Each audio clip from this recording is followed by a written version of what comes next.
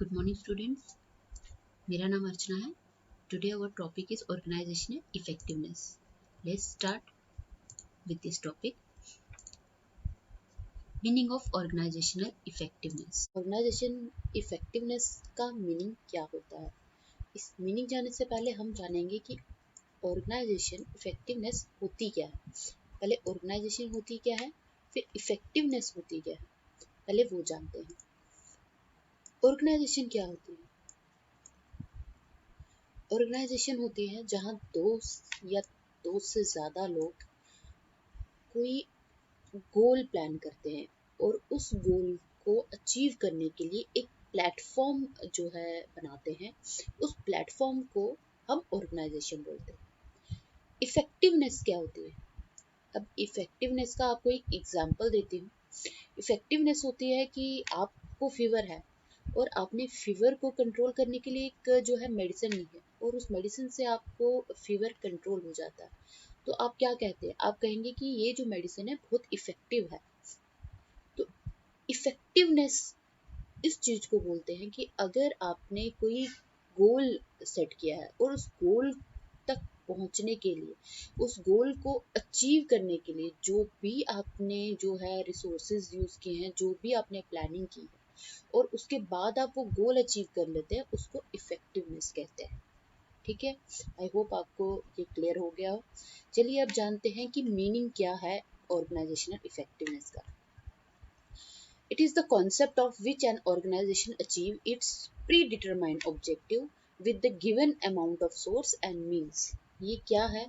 Organisation effectiveness क्या है? वो एक कॉन्सेप्ट है जो प्री डिटरमाइन एक ऑब्जेक्टिव जो है हम प्लान किया जाता है और उसको अचीव करने के लिए उसमें जो भी रिसोर्सेज और जो भी उसके पास प्रोडक्ट्स अवेलेबल है, जो भी चीज़ें उनके पास अवेलेबल है, उसको यूज़ करके उस ऑब्जेक्टिव को, उस गोल को अचीव करने के लिए जो भी रिसोर्सेज यूज़ किए जाएंगे उसको ऑर्गेनाइजेशनल इफेक्टिवनेस कहते हैं. It also can be defined as the efficiency with which an associate is able to meet its objectives. कि also इसको एक एफिशिएंसी भी बोल सकते हैं जिससे हमारे जो एसोसिएट्स हैं, हमारे जो भी मेंबर्स ऑर्गेनाइजेशन में होंगे, वो अपने ऑब्जेक्ट्स को, जो भी उनके गोल्स हैं, उनको मीट करने के लिए जो एफिशिएंसी यूज़ करते हैं उसको ऑर्गेनाइजेशनल इफेक्टिवनेस बोला जा सकता है. The main measures of organization effective for a business will generally be expressed in terms of how well its net profitability compare with its target profitability.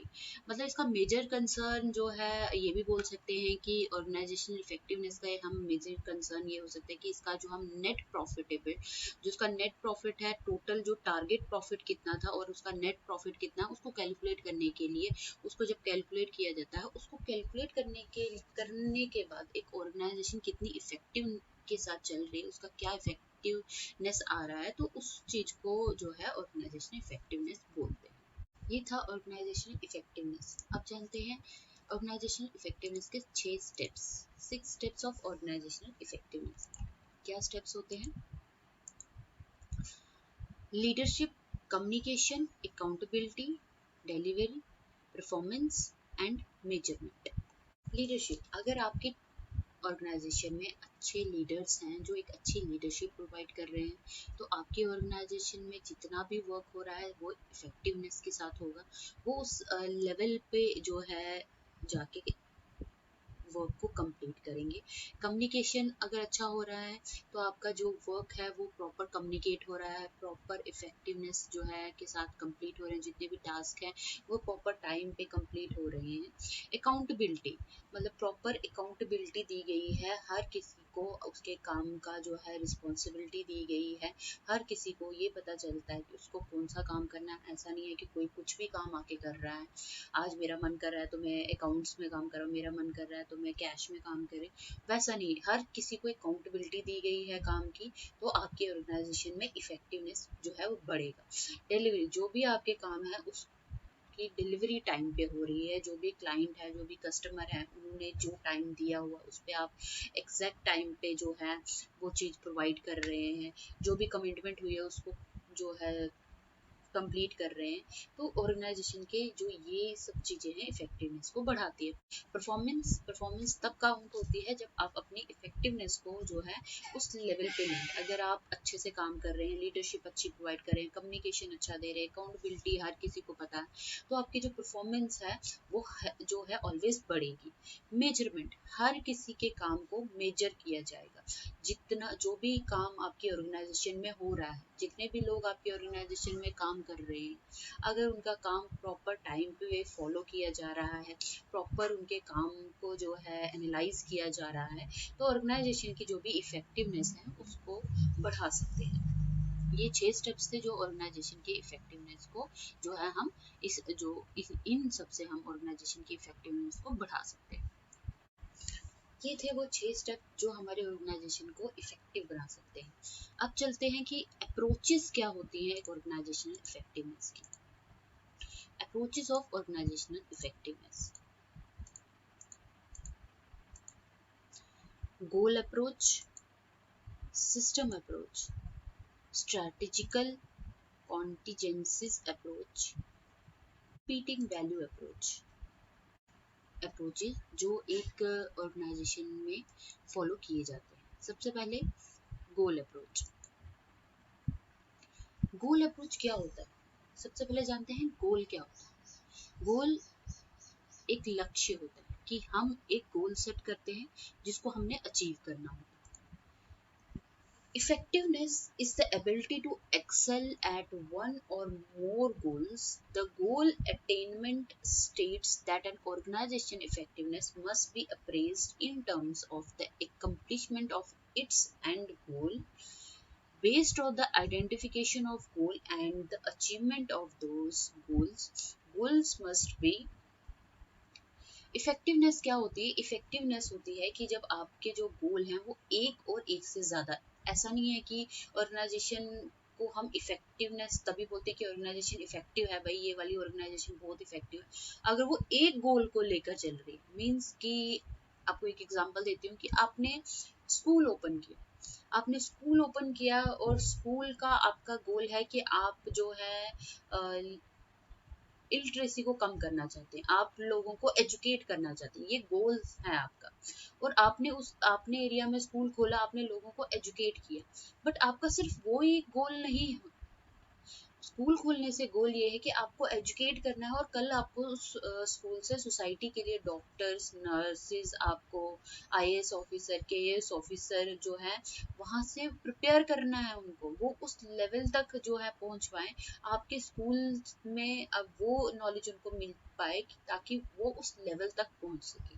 तो वो गोल्स हैं कि आप जो है मल्टी गोल्स, एक ऑर्गेनाइजेशन के मल्टी गोल्स होते हैं जिनको उनको अचीव करना होता है। एक गोल को लेकर आप एक ऑर्गेनाइजेशन को इफेक्टिवनेस नहीं ला सकते।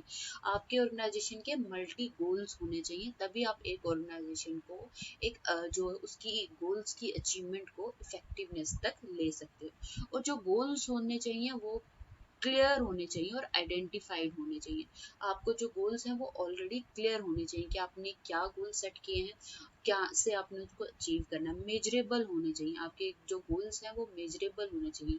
आपको पता होना चाहिए किस टाइम तक, टाइम बॉन्डिंग उनके साथ ऑलवेज होनी चाहिए कि आपने किस टाइम तक ये गोल अचीव करना है। आपने स्कूल की एग्जांपल फिर से आपको देती हूँ, आपने स्कूल ओपन किया और आपने 1 ईयर का वहाँ उस पर रखा है कि 1 ईयर में मैंने 100 बच्चों को जो है यहाँ से एजुकेट करके जो है पास आउट करना है। तो आपका वो 1 ईयर का एक जो है टाइम है। अब उस 1 ईयर में आपको जो है मेजर करना, आपने जो है फॉलो करना है कि उस 1 ईयर में आपने 100 का जो है गोल लिया हुआ है, उस 100 में से कितने बच्चे हैं जो 1 ईयर के बाद जो है वहां से पास आउट हो जाएंगे, एजुकेट हो जाएंगे, कितने बच्चे हैं जो वीक हैं, जो नहीं हो पाएंगे, उन पे फोकस करना है ताकि आप अपने गोल को अचीव कर सके। ये होता है गोल अप्रोच। नेक्स्ट है सिस्टम अप्रोच। सिस्टम अप्रोच क्या होता है? सिस्टम अप्रोच होता है कि आप effectiveness is the ability to acquire scarce and valued resource from the environment.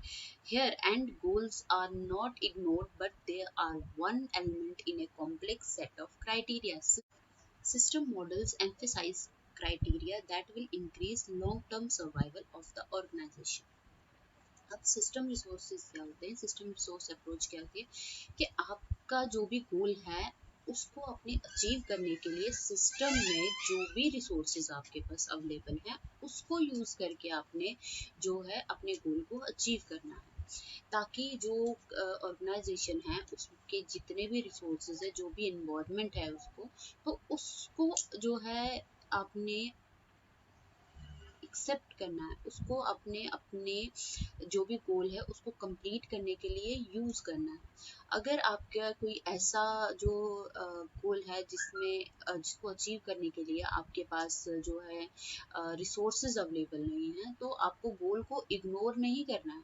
आपको कुछ ऐसे जो है रिसोर्सेज क्रिएट करने हैं, ऐसे वे आउट क्रिएट करने हैं ताकि आप वो सिस्टम के जो भी रिसोर्सेज हैं उनको यूज करके, जो भी अवेलेबल रिसोर्सेज है उनको यूज करके आप अपने गोल तक जो है पहुंच सके। नेक्स्ट है strategic contingence approach. Strategic contingence approach क्या होती है? Effectiveness is the ability to satisfy multiple strategic contingencies both within and outside the organization। Means effectiveness के वो एक एबिलिटी है to satisfy multiple strategic contingencies, मतलब कि ऐसे कई जो आपकी एबिलिटीज उसको सेटिस्फाई करना। कस्टमर अगर आपके सामने कोई भी डिमांड लेके आता है, कोई भी जो है उसकी नीड है, तो उसको सेटिस्फाई करना, उसको कंप्लीट करना, चाहे विद इन या आउटसाइड ऑर्गेनाइजेशन में, ऑर्गेनाइजेशन के अंदर या ऑर्गेनाइजेशन से बाहर, कस्टमर के ऐसे कई डिमांड्स को आपको कंप्लीट और उसको सेटिस्फाई करना होता है कि कस्टमर को क्या चाहिए, कस्टमर किस टाइम क्या डिमांड कर रहा है, जो डिमांड कर रहा है उसको सेटिस्फाई करना है। वो स्ट्रेटेजिकल हमें उसके लिए एक स्ट्रैटेजी बनानी पड़ती है। Effective organization is one that satisfies the demand of those contingencies in its environment from whom it requires support from for its continued existence।